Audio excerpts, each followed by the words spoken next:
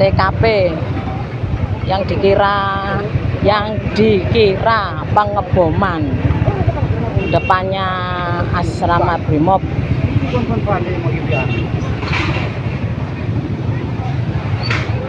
Depannya asrama Brimob.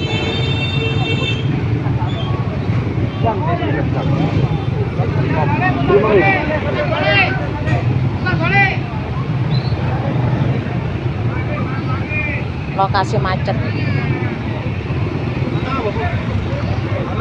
Lokasi disterilkan. Diperkirakan bom meledak tengah-tengah jalan antara asrama Brimob dan Kodim.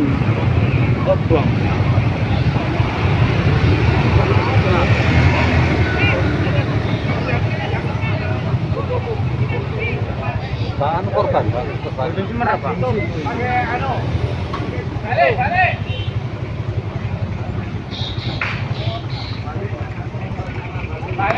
semua mobil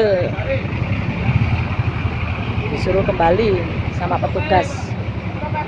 Satu hari ini macet. Tutup total.